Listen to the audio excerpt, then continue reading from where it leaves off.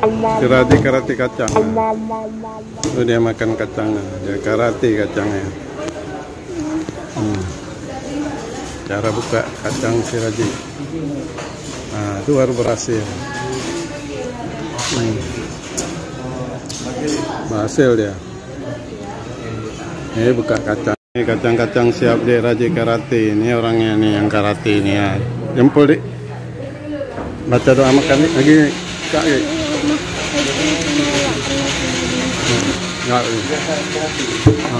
Jangan dua-dua sakit tangannya, satu-satu aja.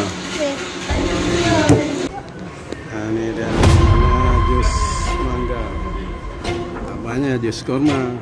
Ini kacang di keratin dia tuh.